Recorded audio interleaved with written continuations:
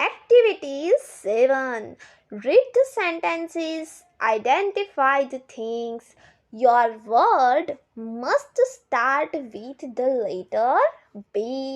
આપણને કેટલાક સેન્ટેન્સીસ આપ્યા છે એને વાંચીને આપણે જે તે વસ્તુને ઓળખવાની છે અને આપણો જે શબ્દ છે એ બીથી શરૂ થતો હોવો જોઈએ. એટલે જે પણ કાંઈ થિંગ છે એનું નામ બીથી શરૂ થશે. એક્ઝામ્પલ છે we can travel by it.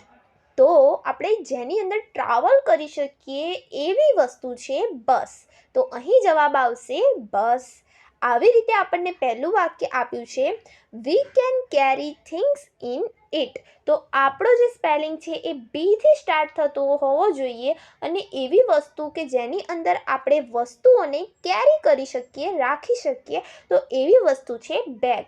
તો જવાબ આવશે BAG, બેગ. બીજું વાક્ય છે we can play with it. તો હવે એવી વસ્તુ જેની સાથે આપણે રમી શકીએ અને એનું નામ બીથી ચાલુ થતું હોય એ છે બોલ.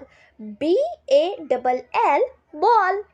ત્રીજું વાક્ય આપ્યું છે we can clean hour teeth with it.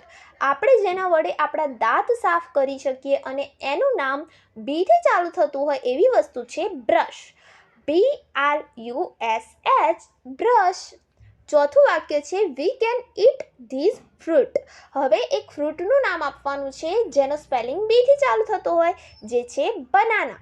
BANANA, banana.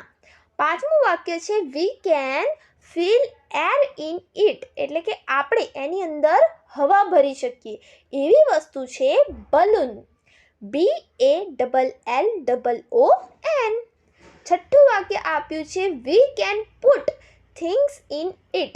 એટલે એવી વસ્તુ કે જેની અંદર આપણે થિંગ્સને મૂકી શકીએ એવી વસ્તુ છે બાસ્કેટ. જવાબ આવશે બાસ્કેટ. BASKET, basket. આના પછીનું વાક્ય છે we can sit on it. એટલે કે આપણે એની ઉપર બેસી શકીએ એવી વસ્તુ છે બેન્ચ. BENCH, bench. આઠમું વાક્ય છે વી કેન રીડ ઇટ. આપણે એને વાંચી શકીએ એવી વસ્તુ છે બુક. BOOK, book. નવમું વાક્ય છે we can sleep on it. જેની ઉપર આપણે સૂઈ શકીએ એવી વસ્તુ છે બેડ. BED, bed. અને છેલ્લું આપણું વાક્ય છે we can cross a river walking on it. જેની ઉપર ચાલીને આપણે નદીને પાર કરી શકીએ એવી વસ્તુ છે બ્રિજ. BRIDGE, bridge.